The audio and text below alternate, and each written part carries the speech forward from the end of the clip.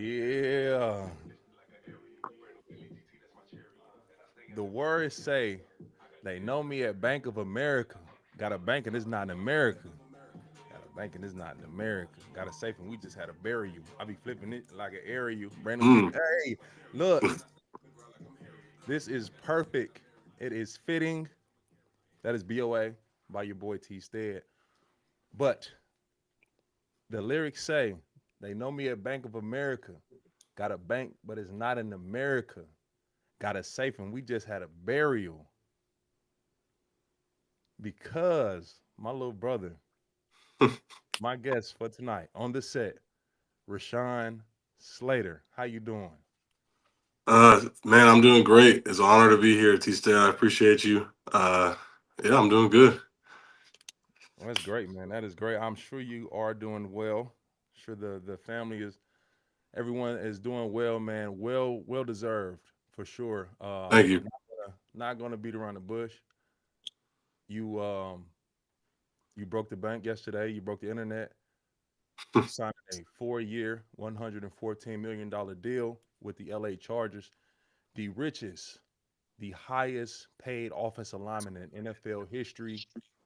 Again, man, in your early career, your young career, you have accomplished so much already. I'm a huge fan, as you know, and we're going to get into more of the conversation. But I want to just make sure I say, as I look you in your eyes virtually, congratulations. I appreciate you, man. Thank you. What is the I know the discussions has been going on for quite a while, but what does it feel like now to get it done? Honestly, it's like a weight off the shoulders. It's been a long off season. Negotiations take a while. Um, and honestly, like I kind of just told myself the whole time to get through it, just to focus on playing. So now we're here. Now it's the season, and that's all I'm really focused on right now. Gonna have to take some time to celebrate for sure, but man, it's good to be done with it. I love it. I love it. Let's start from your beginning, young Slate. So you played 26 games in college. Sounds about right. Uh, Let me listen to this, people. This young man, Rashawn Slater, University of Northwestern. He played 12 games as a freshman, 14 games as a sophomore. Opt out of his junior year season. So 2020, COVID hit. Am I oh, right? I did play my junior in 2019, my junior year. Okay, Opt out of 2020. I got you. Okay, Yes, sir. so opt out of 2020, Hmm. COVID year. Does not play a snap of football the season before, and is drafted 13th overall in the 2021 NFL Draft to the LA Chargers. That is insane. To not play a snap Crazy. as a senior, to not play a snap, to opt out of the season, and to be drafted 13th overall to the LA Chargers. And I was with you throughout that time as you're training to go to the NFL. We were training down in Dallas with Duke Manyweather, O-line masterminds, and you started to hear all the chatter of you being an undersized left tackle, short arms at the combine, all these things. What did the noise do for you? Like the concerns that this guy, the Chargers are reaching to get this undersized tackle who didn't play last year. What did the noise do for you? Chip on the shoulder. Honestly, like tell me I can't do it. That's gonna make me want to do it more. So, definitely that. I actually went back to school in 2020 to play because when I entered my name into the draft, like where they tell you what grade you're gonna be, they gave me like a fifth round grade, Oh and so wow. I was like, okay, well I'm gonna go back to school because I know I'm better than that, and that's when all happened. So between that, I never played another snap after that, but just had the opportunity to train with you and Duke, and I was just hungry. I felt like I had a lot to prove, and it all paid off. I would say that's safe to say, my good man. It all paid off in your rookie campaign. You were a Pro Bowler and an All Pro as a rookie. So, to all the noise and the experts out there that said that Rashawn Slater has to move into guard in order to be one of the best in the business. At left tackle, he was a Pro Bowler and an All Pro in his rookie year, and now today, 4 years later, the highest paid offensive lineman ever to play the sport. A testament to you, man, and what you do, the way you go about it, the chip on the shoulder. You, Slate, you're a quiet guy, really like nice guy, gentle giant, but you have a mean streak to you. You have such a like a motivating factor to you. I remember the viral clip of you doing the front squat, Yeah, and yeah. the coach kept slapping you. Like, what was that? What during that moment? What about that type of intensity just brings the most out of you? Yeah, I mean, I don't know. I feel like in that moment in particular, I had told Coach Flannery not to slap my back. He had a warning before that, but it's just I don't know. It's just like that kind of energy. I feel like I've always been able to like tap into, and football is perfect for that. When the stage is bright like that, and it's like some weight that's got to be moved or someone that's got to be blocked. It's like you either got it or you don't, and I've always felt like I was able to flip the switch and kind of just turn it on, and it served me well. Safe to say that it has. But man, it has for sure. Slade, I'm gonna tell the people how you really just played me so bad one What you day. talking about? This was recently too, people. So this Oh is my word. retired T Stead.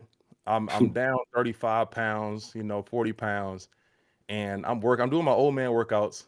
Slate. This was a few months ago, so he's preparing. He's getting ready for the 2025 season, and we have conversations throughout his career, and we were talking about his contract, and the contract is taking a while. They're going back and forth with negotiations.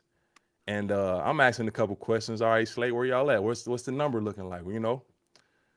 And That's I go crazy. back to my contract situation. I'm like, when it was my time to get my second deal, I the highest paid guy was Trent Williams.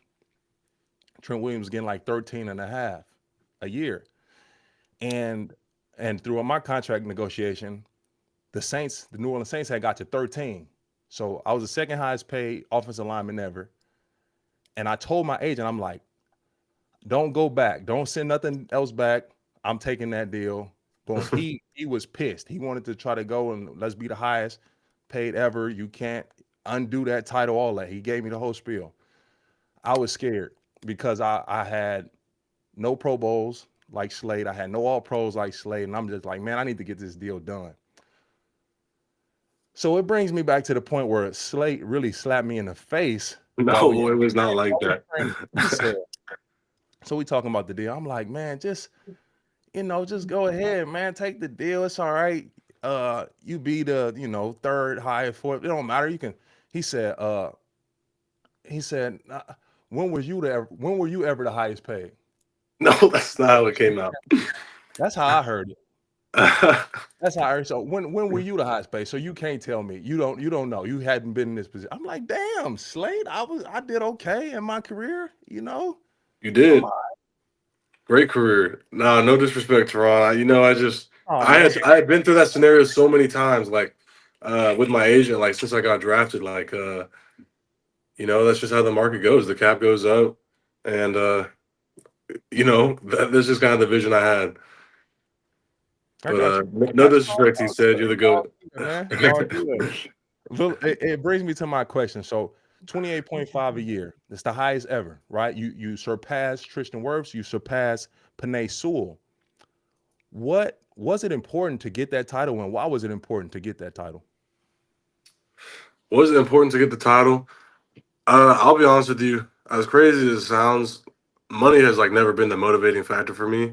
I've always just I want to be the best player I can be.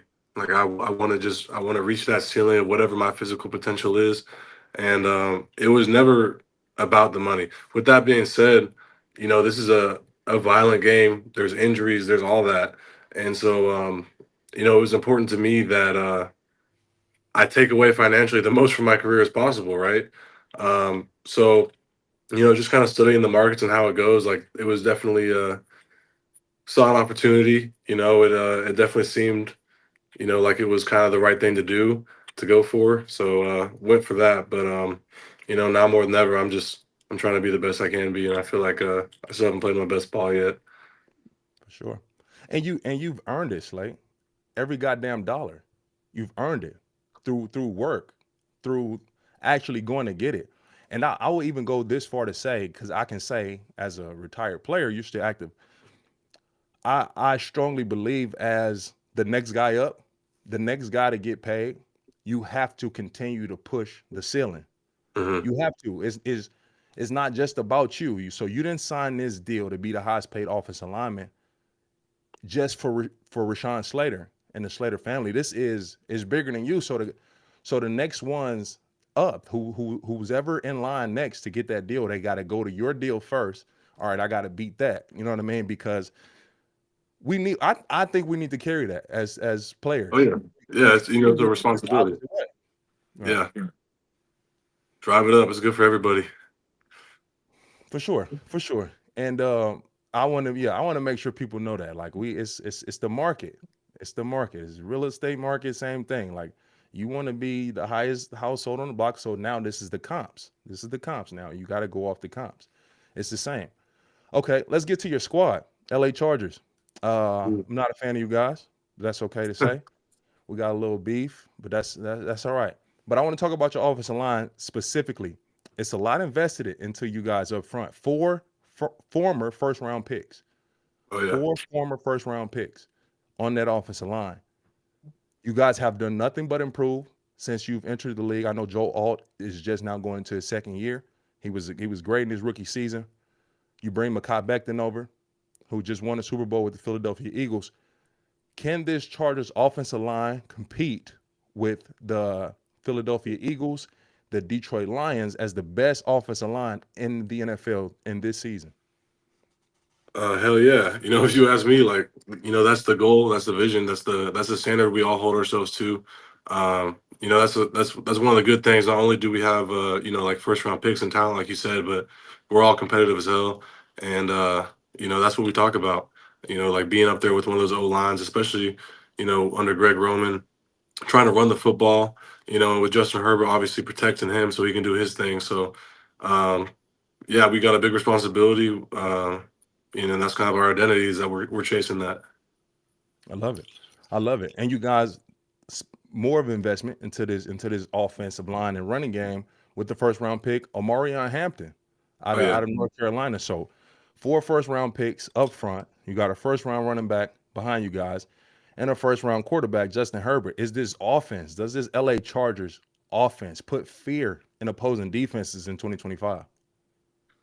I hope so. I want to let the play do the talking, but we're out there working hard every day and just stacking off of last year. With new head coach, new offensive coordinator, new everything, and made the playoffs for the first time in my career as a player. We made it in 22, but I wasn't playing. But I've seen nothing but growth. As far as camp, as far as just the cohesiveness of it all. So obviously we got a lot to prove. What's on paper doesn't really matter until we put it on the field. But that's definitely the vision. Yeah, yeah, it's a tough division too. And I would even say it's some experts that has the Chargers and the Broncos as the team to dethrone the Chiefs. They think that, and I can say I may be leaning more towards the Broncos in that space, but they say that Cool. they say that the Chargers are is the team Chargers or Broncos the team to dethrone the Chiefs in the AFC. It won't be the Ravens, it won't be the Bills, the Dolphins, etc. It will be in the division those two teams. So it's a lot of high expectations for you guys. I'm looking forward to seeing you and your work and you guys get busy. We just briefly spoke on Justin Herbert, right? He is notably known as one of the best quarterbacks in the league. And I want to put you on the hot seat a little bit. I Oof. want your top five quarterbacks in the league. Is Justin Herbert in the top five? First off, no matter of fact, you don't have to give me your top five. Is Justin Herbert a top five quarterback in the NFL? That's honest. I honestly, like, you want my honest answer? That is a silly question. Like, obviously, he's a top five quarterback. In my opinion, he's the number one quarterback in the NFL. And I don't even just say that No, as his I'm teammate. biased though. Let's talk ball. Oh yeah, okay. Okay, Justin Herbert. What more do you want? I mean, he's the man. Like, uh, I mean, what I don't know.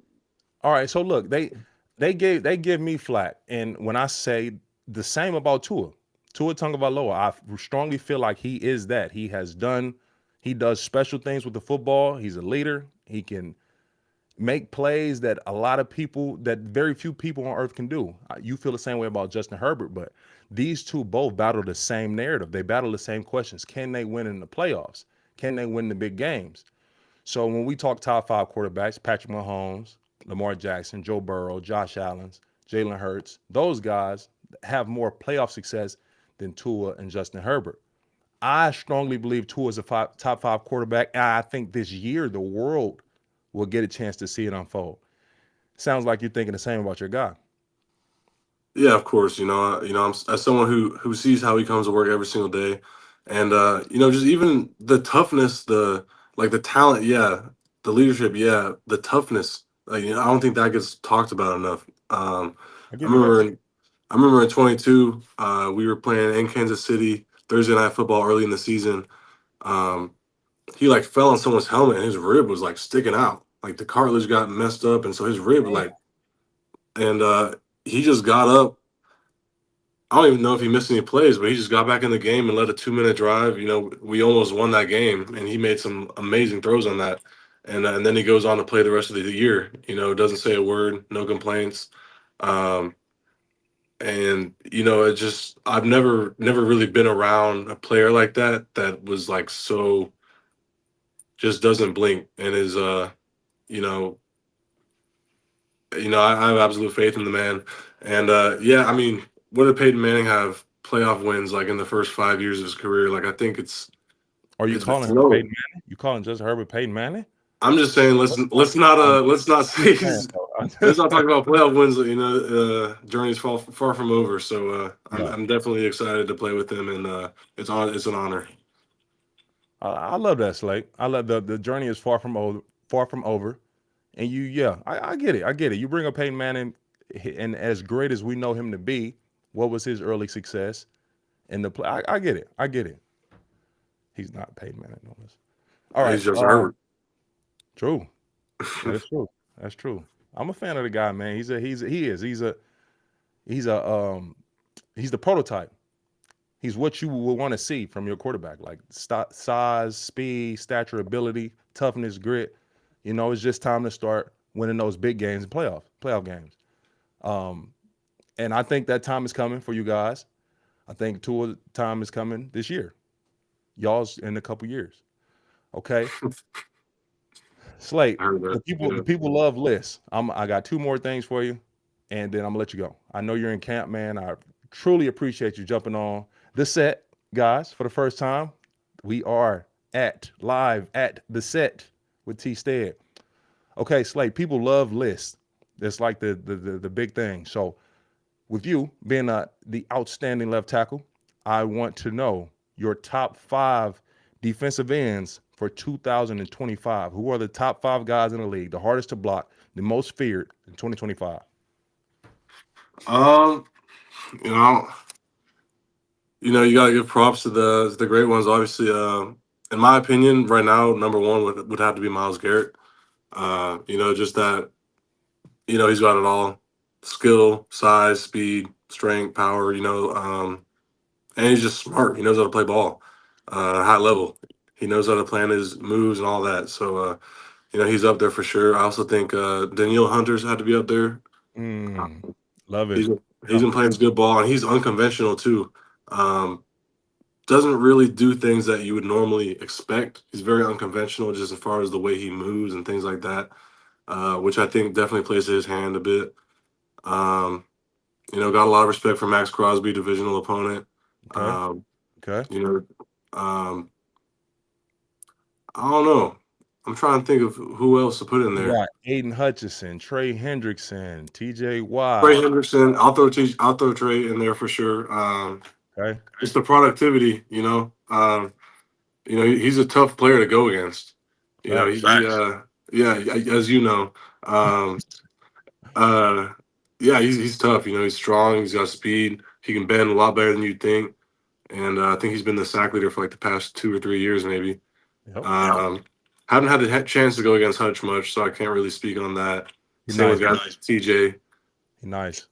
Hutch Yeah, is nice. Hutch is nice. I didn't play TJ either. He rushed the right tackle, as you know. Hutch is nice. Nice. yeah. I'm gonna go turn that game on after this. See what you're talking about. I caught him as a rookie. So Yeah, I kinda schooled him a little bit, threw a couple jump sets at him. He had some real good reactions to the jump sets, which threw me off. It was like, oh shit, he's seeing rushes faster than I want him. He's seeing sets faster than I want him to as a yeah, rookie. So, but he was nice. The speed, the get off, the power. We seen what he was doing last season before he got injured. If he's healthy or close to 100%, he'll be right back to that. Dude is different. oh yeah, He's yeah. I special. believe it. All right. Slay, I gotta ask about my guy. You already know, the legend, Reggie Slater. Yeah. Where I know he's close. I know he's around. Is he in town? He actually just left last night. He came out for the signing. Okay. Uh, Okay. yeah, that's my dad, Yeah. the man. My dog. So you are the son of the NBA legend Reggie Slater, who played in the NBA for a ton of years. His longest tenure being with the Toronto Raptors. How does having an NFL dad and how did his professional success prepare you for your pursuit of a professional career? I mean, he basically molded me from like day one. You know, we'd be doing whatever. He was always like my coach growing up, right?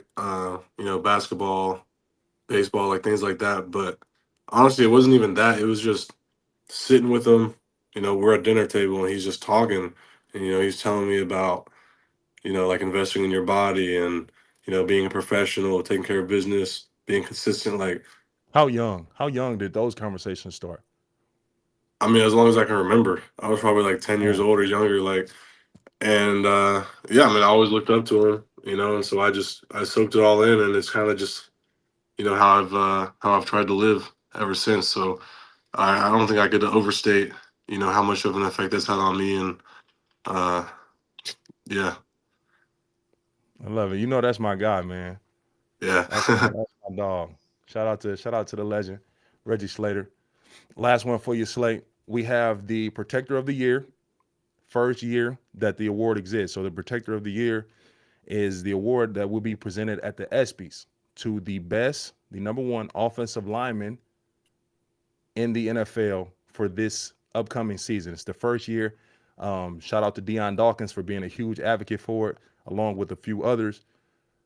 With the Protector of the Year, in the first year of its existence, does Rashawn Slater walk away from the 2025 season with the Protector of the Year award? I guess we're gonna find out. No, I'll be giving it my best shot. I'll I'm tell not you gonna that let you much. do that. Nope, nope. Humble shit out the way. Who's on the voting committee? Who votes for it? Me. Uh, okay, then I'm definitely gonna win it because I know you voting for me. No, I'm gonna be unbiased. We gonna what's this film about to look like, Slay? I know you've been working your ass off. You adding more and more to your game, more sets, more tools. Do you walk away and the world knows Rashawn Slater is the best offensive lineman in the league? Protector of the year. Yeah, you know what? I'll let my play do the talking. I'm not gonna come out here and say it right now, but I'll definitely be giving my best. There's a lot of good players in the league, and I got a lot of respect for all my peers. So, uh, yeah, I'm giving it my best shot. I love it. I love it. You are one of the early favorites, man.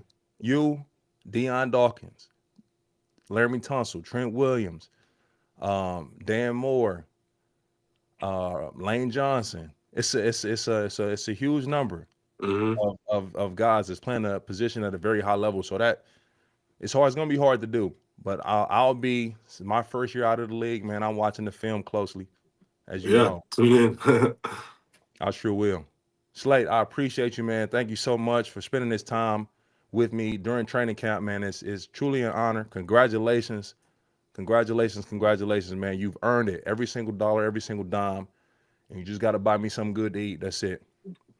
I got you. Pancake pot pie. No, no, sir. Never again. Never again.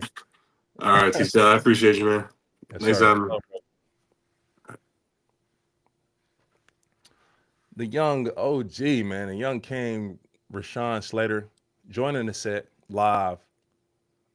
He yesterday signed the richest deal in NFL history for offensive lineman, 4 year, $114 million, 28.5 million a year, surpassing Tristan Wirfs and Panay Sewell to take the title as the highest paid offensive lineman in NFL history. Money, money, money, money. The boy got his own money. Yes, sir. I couldn't be happier for one individual, for a single person. Um, Slater is the hardest working player, person, the most invested into his game as a as a rookie. The amount of time he spent, the amount of time and money he spent prehabbing his body, like everything down to the everything to a science to be at an optimal level. This dude is a workhorse, man, a warrior. Like literally from when Slater was still in college, this season that he opted out and he did not play at Northwestern. He opted out due to COVID. He got a lot of flack for not playing for whatever reason. Whatever happened, he got a lot of flack that he didn't play. He expected to go first round. He's undersized. And he listened to all of the doubters, man. They said that whoever drafted him going to have to move him to guard first day in order for him to have an NFL career. And the dude just works he works harder than anybody you will ever see. And I trained hard my entire career. That dude I'm talking about, we went at it every day. And after the workout, he said, let's do some sets. Let's work on this. Let's work this hand. Hey, I saw you do this in 2018 against this player. Can you show me that? Like, hey, T-Stead, I saw you do this set against Myles Garrett in 2020. Hey, can we? He's a true student of the game. He's a true professional, man. I'm a huge fan of Rashawn Slater. I am. I got his jersey. I'm hanging on the wall. It's been an honor to be a part of his story early in his career and to now see him reap some benefits from it. And I know that's not why he plays the game. That's like the dopest part about him and what he's doing is that I know he don't play the game for anything tangible, anything monetary. He plays the game for his love of the game and his love for competition and his desire to be the best. That's why I feel so strongly about the young man and very, very happy with him getting that contract. Well deserved. Well deserved. Before I get off the stream, I have we have some news circulating right now in the NFL space, and it's revolving around Christian Wilkins. Christian was a teammate of mine down in Miami with the Dolphins. He was drafted in the first round to the Miami Dolphins, and he was team captain before he left to sign a deal paying $27 million a year with the Las Vegas Raiders. Fast forward a year later, after being injured after the fifth game in the 2024 season, Christian Wilkins was sidelined for the season and now have been released by the Las Vegas Raiders after just one short season in Vegas after signing a long-term, multi-year contract. It raised a lot of eyes, raised a lot of concerns and a lot of questions. What happened in Vegas? The early reports come out that Christian was released due to his unwillingness to rehab and to get his foot back to where he can play and be ready for the 2025 season. I call bullshit on that right out the gate. If you want to label somebody lazy, they don't care, they are not working hard, they're not doing what they're supposed to do, being a professional, Christian would be the last person you could throw that label on. He is the dude is obsessed with football. He's obsessed with work. He loves it. Loves the game. Loves the sport. Loves the thought of it. So being a professional, he attacks the day every day with 100% intention. So no, him being unprofessional, him being lazy, no question. That's not happening. We're not, nope, not going to put that on Christian's jacket at all. We started to hear more chatter of something weird being the reason that Christian was released from the Las Vegas Raiders. And they left it at that, oddly enough. Left it at weird, something weird. Adam Schefter had spoke on Pat McAfee's show today saying that allegedly Christian kissed the teammate on top of the head. The teammate got offended and led to some type of disagreement or whatever. And that played a part into his release from the Las Vegas Raiders.